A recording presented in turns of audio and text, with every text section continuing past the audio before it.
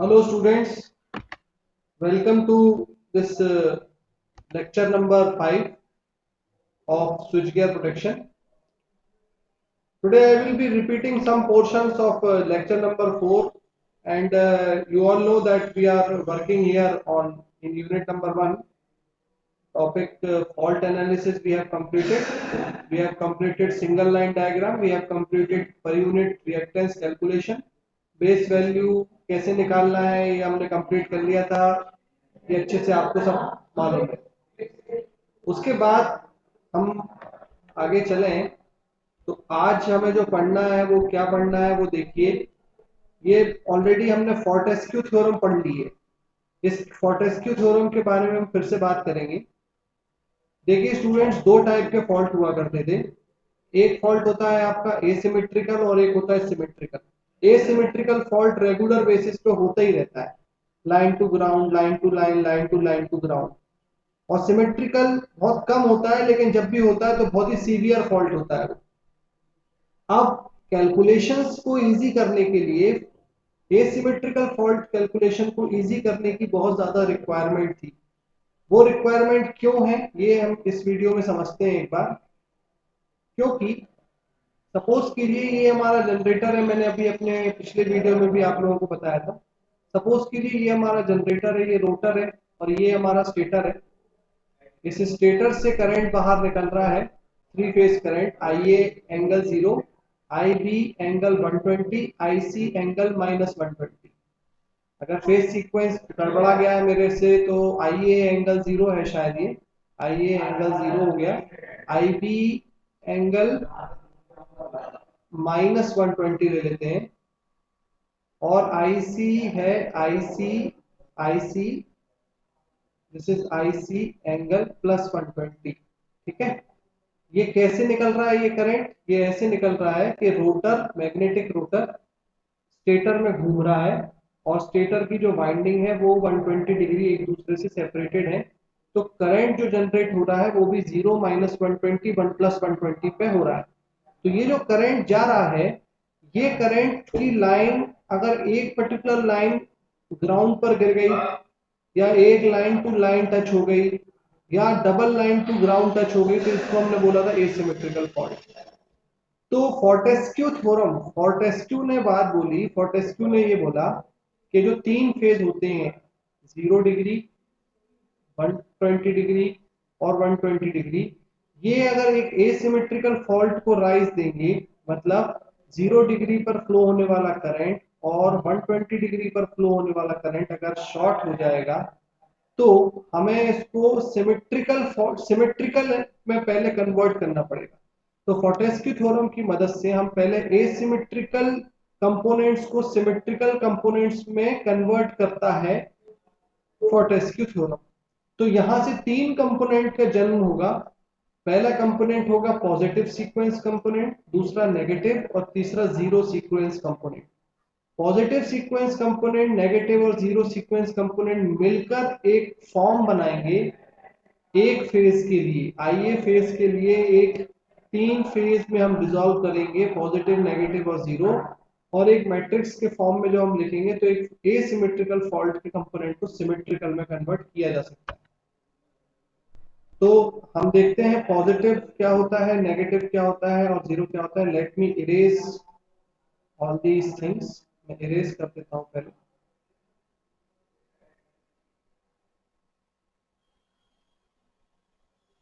ठीक है। अब हम बात करते हैं पॉजिटिव सीक्वेंस, नेगेटिव, जीरो। तो देखो पॉजिटिव सीक्वेंस कंपोनेंट जहां पर जो, अगर ये हमारा फेज ए है, ये हमारा फेज सी है और ये है हमारा फेज बी, तो पॉजिटिव का VA1, VB1 और VC1 सेम साइड में रहता है।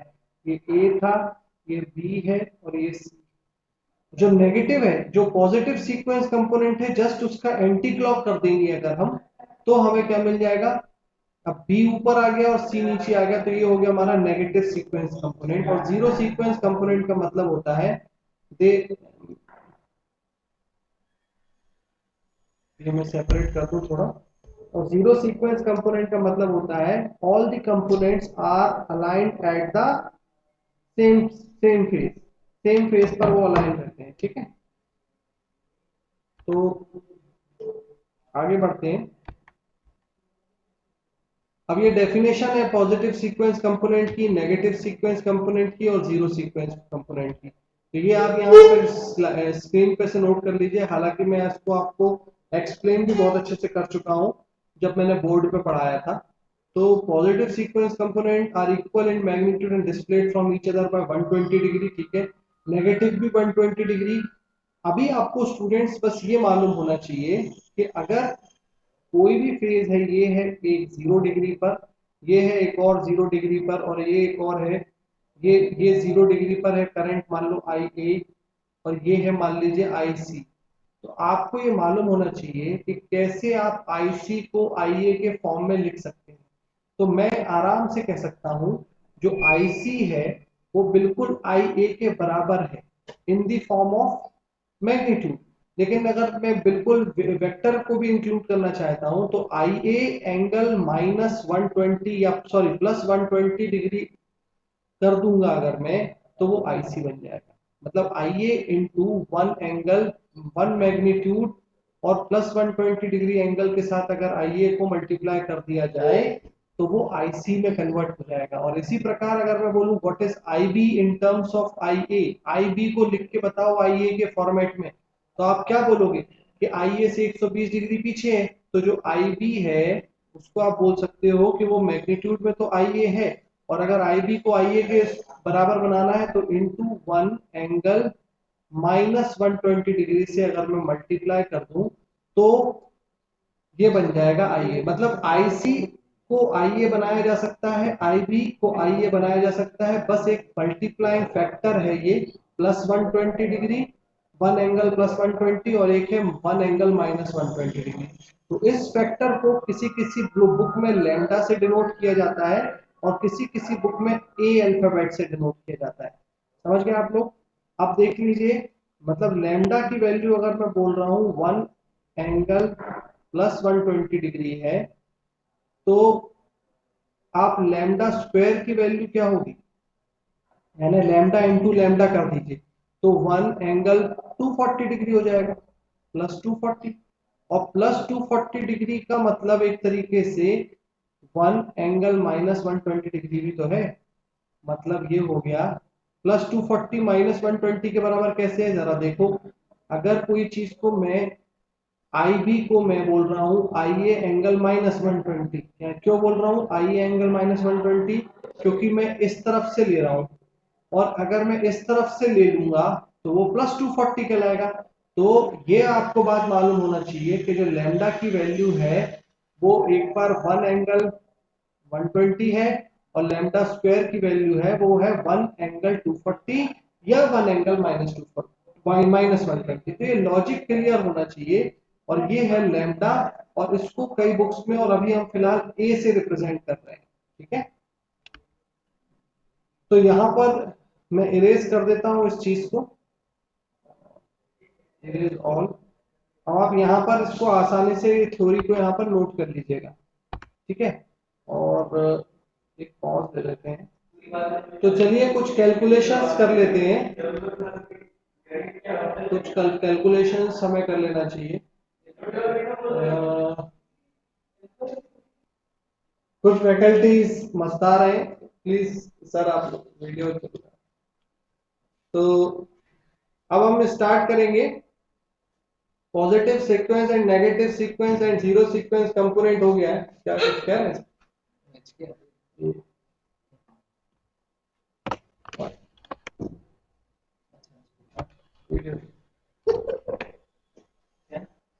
रिकॉर्ड कर रहे हैं, ओके। तो हो गया ये जीरो। चलिए, the following are three sets of component to represent three phase system.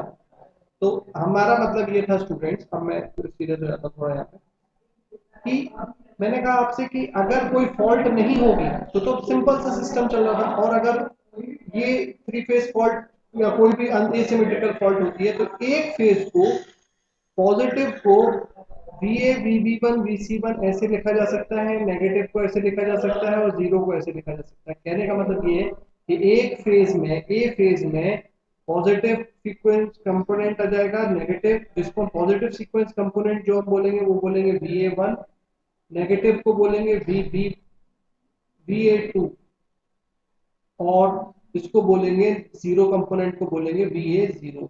तो कहने ये देख सकते हो ये तीन कंपोनेंट, ये तीन, एक फेज में ये तीन आ गए, दूसरे फेज में भी ये तीन ले लिए, तीसरे फेज में भी ये तीन ले लिए। ये एक साइंस है, ये एक स्ट्रेटजी थी फोर्टेस्क्यू की एसिमेट्रिकल को सिमेट्रिकल में कन्वर्ट करने के लिए, दैट्स इट। और जरूरत क्यों है एसिमेट्रिकल को सिमेट्रिकल में कन्वर्ट करने की? क्योंकि ये ही करके हम मैथमेटिकल एनालिसिस कर सकते हैं, दैट्स इट। और कोई उसमें कुछ भारी बात नहीं। तो VA को, VB को और VC को हम यहां पर लिख सकते हैं, VA को, VB को और VC को इसी तरह से IA, IB, IC को positive, negative, positive, zero, positive, negative, zero, positive, negative, zero, positive, negative. तो अब ध्यान से देखो, हमें टारगेट ये नहीं है कि VA को हमने, अब हमें करना क्या है मालूम है? अब हमारा एक ही मात्र लक्ष्य होगा, ये हम समझ चुके हैं। एक मात्र और लक्ष्य होगा कि VB1 को VA1 के फॉर्मेट में लिखो और VC1 को भी VA1 के फॉर्मेट में लिखो। ये पॉसिबल कैसे हो सकता है? ये पॉसिबल ऐसे हो सकता है कि यहां देखो VA1 ये रहा, ये रहा VA1।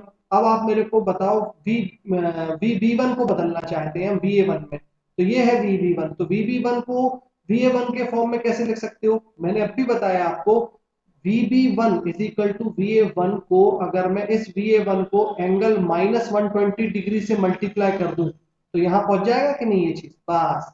तो VB1 को हमें एंगल -120 डिग्री से मल्टीप्लाई कर दिया जाए तो VA1 मतलब VB1 की जगह मैं लिख सकता हूं VA1 इंटू एंगल -120। VB2 को कैसे कर सकते हैं? देखो VB2 कहाँ है? पहले तो VB2 की negative sequence B2, toward negative से जुड़ा हुआ है, तो टू वर्ड को यहाँ पे ढूंढो तो VB2 और VA2 में +120 आ जाएगा। तो बस यहाँ पे ऑपरेटर है ए, ये मैंने ऑपरेटर नाम शब्द नहीं लिया था, ये एक मैंने कुछ और लिया था। तो ये A1 एंगल 0 डिग्री है, ए स्क्वायर हो जाएगा आपका, इन लोगों ने इस तरीके से ले लिया है ऑपरेटर वाइज। तो मैं उसको VB1 को इनने देखो ए को इनने माना है, हाँ ठीक है ऐसे कर लो, ए हो गया आपका 1 एंगल 0, तो ए स्क्वायर क्या हो जाएगा? A इंटू ए, है ना, 1 एंगल -120 और A क्यूब ये हो जाएगा। कहने का मतलब ये है कि VB1 इक्वल टू, मैं ये लॉजिक को भूल जाओ अगर, तो सीधा VB1 की वैल्यू को मैं कैसे लिख सकता हूँ? VB1 को VA1 इंटू 1 एंगल -120, तो VB1 को लिख सकता हूँ 1 एंगल -120। ये अपन को लॉजिक याद रखना है। तो इस तरीके से अगर मैं सब्स्टिट्यूशन करूंगा तो मुझे क्या मिल जाएगा? देखो 1 एंगल -120 यहां मिल जाएगा, है ना, और 1 B2 को जब मैं सब्स्टिट्यूट करूंगा तो यहां मिल जाएगा 1 एंगल +120। तो 1 एंगल -120 को मैंने मान लिया है ए स्क्वायर, और 1 एंगल +120 को मैंने मान लिया है ए। तो इस तरीके से अगर मैं आगे अपनी मैट्रिक्स बनाऊंगा तो ये मेरे को VB की वैल्यू इस तरीके से लिख दी है मैंने, ऐसे VC लिख दी, तो एक ये मैट्रिक्स के फॉर्म में कन्वर्ट किया जा सकता है in the form of this operator. ये बात आप लोगों को समझ में आ चुकी होगी। अब मैं 1 मिनट अपना फोन चेक कर लेता हूं। तो यहां पर हम देखें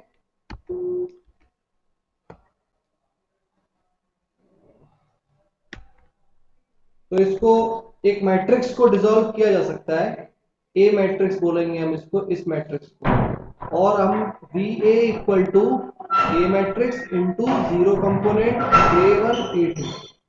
और अगर मुझे अब VA0 से यहां से, मान लो अगर मुझे को किसी क्वेश्चन में पॉजिटिव, नेगेटिव और जीरो सीक्वेंस कंपोनेंट गिवन है और मुझे ए मैट्रिक्स गिवन है, सॉरी मुझे ABC ये गिवन है और ए मैट्रिक्स गिवन है, और मुझे पॉजिटिव, नेगेटिव और जीरो सीक्वेंस कैलकुलेट करने पूछा गया है, तो ये फॉर्मूला लगाएंगे हम फिर ए इनवर्स। ये कहने का मतलब ये है स्टूडेंट्स कि अब आपके सामने कोई तीन चीजें नहीं होंगी, आपके सामने VA, VB और VC, ये तीन चीजों के अलावा भी अब चीजें हैं, वो ये हैं कि अब VA की value VA0 plus VA1 plus VA2 है, और ये वैल्यू क्या है? ये इस एक फेज का एसिमेट्रिकल नेचर को सिमेट्रिकल नेचर में कन्वर्ट करने का जनरल फॉर्मूला है। इवन अगर मान ली जो VA कंपोनेंट है वो सिमेट्रिकल कंपोनेंट में भी इन तीन कंपोनेंट से मिलके बना हुआ है, ऐसे समझ लो, तो VA बराबर VA1 हो जाएगा। अगर मान लीजिए कोई फॉल्ट सिमेट्रिकल है तो ये कंपोनेंट VA0 कंपोनेंट और नेगेटिव कंपोनेंट तो जन्म लेंगे ही नहीं, मतलब VA will be equal to VA1, यानी अकेला पॉजिटिव सीक्वेंस कंपोनेंट है सिमेट्रिकल फॉल्ट में। ये जो दोनों जीरो सीक्वेंस कंपोनेंट और नेगेटिव कंपोनेंट, ये जो दोनों अचानक से एग्जीक्यूट या इंट्रोड्यूस हो रहे हैं वो सिर्फ इसलिए क्योंकि तीन ऐसी फॉल्ट्स हैं जो रेगुलर बेसिस पे सिस्टम पे आ रही हैं, और वो है line to ground, line to ground और लाइन टू लाइन।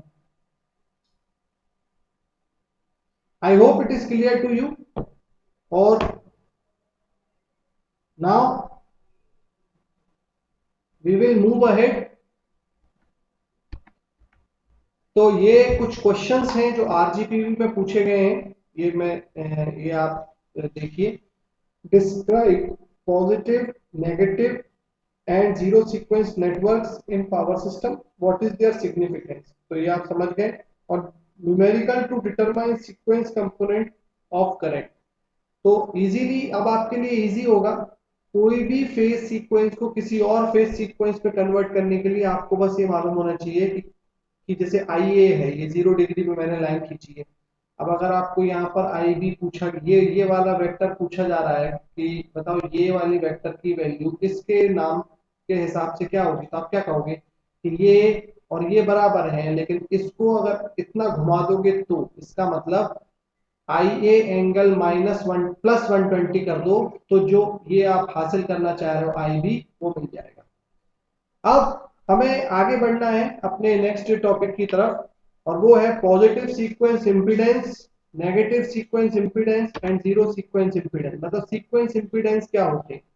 जब ऑब्वियस सी बात है स्टूडेंट्स, जब सीक्वेंस करंट है तो सीक्वेंस करंट है तो सीक्वेंस इंपीडेंस भी होगा। तो तीन टाइप के होंगे, पॉजिटिव, नेगेटिव और zero sequence impedances. Positive sequence impedance का मतलब the impedance offered by the system to the flow of positive sequence current is called positive sequence impedance. Negative sequence और जीरो सीक्वेंस इंपीडेंस आपके सामने given है, और in positive negative zero sequence को Z1 Z2 Z0 से denote करेंगे। बहुत easily अब इस लॉजिक को समझ जाओ। जब भी हम अब line to ground, line to line, line to ground fault के एनालिसिस करने वाले हैं हम फ्यूचर में। इन तीनों के एनालिसिस करने के लिए हम लोगों को कुछ टर्म्स की जरूरत पड़ेगी, और वो है, हमें अगर मान लो बोला गया है IA, एक जनरेटर से IA की करंट की वैल्यू, IB की करंट की वैल्यू और IC करंट की वैल्यू अपन को कुछ गिवन होगी, तो हमें अगर बोला गया है कि सिस्टम में लाइन टू ग्राउंड फॉल्ट आया या ये आया या लाइन टू ग्राउंड आया, तो कुछ एनालिसिस करो। तो स्टूडेंट्स IA की वैल्यू क्या होगी? IA की वैल्यू की पहली इक्वेशन आपको याद रखनी है, वो है IA0 plus IA1 plus IA2। ये तो हमारी स्टार्टिंग हो गई, क्योंकि अनसिमेट्रिकल फॉल्ट आया है इसलिए अब IA1 के बराबर नहीं बल्कि IA0 प्लस IA2 भी आएगा। तो यहाँ पर भी ये तीनों यहाँ पर भी लिख लेंगे, और इन तीनों इक्वेशंस को +120 -120 एक ऑपरेटर एक स्क्वायर और ए की मदद से इक्वल किया जा सकता है। मतलब IB और IC में जो B1 B2 C1 C2 है उनको A1 A2 के फॉर्म में रीअरेंज करके एक मैट्रिक्स बनाने का काम ये सेकंड स्टेप रहेगा।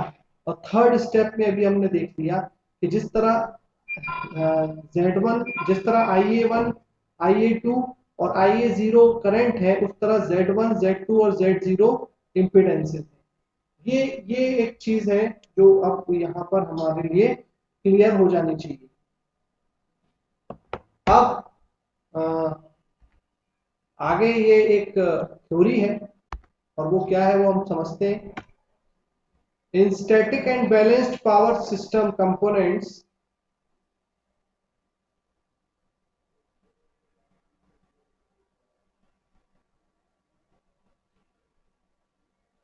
लाइक ट्रांसफॉर्मर, अब ये बहुत इंपॉर्टेंट लाइन है, इन static and balanced power system component like transformer, transmission line, sequence impedance offered by the system are same for positive and negative sequence current. In other words, the positive sequence impedance and negative sequence are same for transformer. देखो एक एक system में क्या क्या होता है student, एक generator होता है, एक ट्रांसफार्मर होता है, फिर ट्रांसमिशन लाइन होती है, फिर ट्रांसफार्मर होता है, और फिर फाइनली हम लोग हैं load.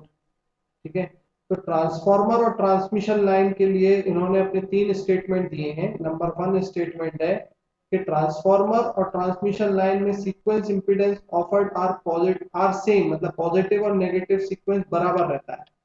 But in case of rotating machine the positive and negative sequence are different, मतलब सिर्फ जनरेटर के केस में पॉजिटिव और नेगेटिव सीक्वेंस कंपोनेंट डिफरेंट रहेंगे। तो ये एक ऑब्जेक्टिव टाइप क्वेश्चन है, ये बहुत अच्छा, कि ट्रांसफार्मर और पावर लाइंस के केस में पॉजिटिव और negative sequence components are same, मतलब IA1 और IA2 बराबर है। काय के केस में, पावर ट्रांसफार्मर्स, ट्रांसफार्मर्स और ट्रांसमिशन लाइन के केस में, और ये it is not equal to किसके केस में, जनरेटर्स के केस में। Okay, the assignment of zero sequence impedance value is more complex one, ये वाकई में कॉम्प्लेक्स होती है और इसके ऊपर एक पर्टिकुलर चैप्टर ही है, ये अब आप हमें आगे पढ़ना है। जीरो सीक्वेंस कंपोनेंट सबके लिए अलग रहेगा, दिस हर मशीन टू मशीन वेरी करेगा। ठीक है, इसको आप रीड कर लीजिएगा। द रिएक्टेंस, अब यहाँ देखें, the reactance of transmission lines of zero can be about 3 to 5 times the positive sequence current, और the zero sequence reactance of a machine is, ये नोट्स बना के आप अपने पास इसको रख लें। अब हमें फॉल्ट करंट के कैलकुलेशन करनी है, मतलब हमारा जो मेन टारगेट था वो क्या था स्टूडेंट्स। अब आपको मैं क्लियरली बता देता हूँ कि जो मेरी ट्रांसमिशन लाइन है, अगर ट्रांसमिशन लाइन शॉर्ट होती है या ग्राउंड होती है, मान लो ऊपर बना देता हूँ, ग्राउंड नीचे बनना चाहिए, मैंने ऊपर बना दिया, स्पेस नहीं है, अगर कुछ भी ऐसी चीज होती है तो कुछ ना कुछ फॉल्ट करंट आया, फॉल्ट करंट आएगा, अगर बहुत ज्यादा करंट आएगा तो अभी ये ट्रांसमिशन लाइन के पास सर्किट ब्रेकर्स रहते हैं, रिलेज रहते हैं प्रोटेक्टिव, तो ये डैमेज ना हो इसकी वजह से हमें कैलकुलेशन करना रहता है फॉल्ट करंट का। तो जो फॉल्ट करंट की कैलकुलेशन है, कैलकुलेशन ऑफ फॉल्ट करंट की कैलकुलेशन है, समझ में आ गया ना। जब भी कोई थ्री फेज लाइन में फॉल्ट होगा तो बहुत ज्यादा फॉल्ट करंट होगा। मान लो वो फॉल्ट करंट है, जो फॉल्ट करंट IF, वो किसकी वजह से हुआ, वो किसी फॉल्ट की वजह से हुआ। और अगर वो एसिमेट्रिकल फॉल्ट की वजह से हुआ तो कौन कौन कंपोनेंट शामिल है, वो हमें देखना पड़ेगा कि IA फेज ग्राउंड हुआ कि IB IC, वो न्यूमेरिकल पे डिपेंड करेगा क्या पूछा गया। जो भी फेज शॉर्ट हुआ होगा उसके जो कंपोनेंट्स हैं उनकी स्टडी करके, यानी IA1 की, IA2 की और IA0 की स्टडी करके हम एक कैलकुलेशन करेंगे, फॉल्ट करंट निकालेंगे, और वो फॉल्ट करंट हमारा आंसर होगा। अब अगर by chance analysis three phase fault की कर रहे हैं तो थ्री फेज फॉल्ट की एनालिसिस सिंपल रहेगी। थ्री फेज फॉल्ट की एनालिसिस इसलिए सिंपल रहेगी क्योंकि थ्री फेज फॉल्ट में हमें पॉजिटिव और नेगेटिव सीक्वेंस कंपोनेंट, तो नेगेटिव और जीरो सीक्वेंस कंपोनेंट रहेंगे ही नहीं। क्यों नहीं रहेंगे, क्योंकि three phase fault is a symmetrical fault. लेकिन जब हम बात करेंगे यहाँ इन तीन सेक्शनों की, line to ground, line to line और लाइन टू ग्राउंड, ये रेयरली नहीं, ये फ्रिक्वेंटली होते ही रहते हैं। इनकी एनालिसिस करने के लिए हमें बाकी चीजों की जरूरत बिल्कुल पड़ेगी। I hope the this video and the previous video is clear to you all, and we will study in the next part about many more topics. So thank you students. Have a nice day.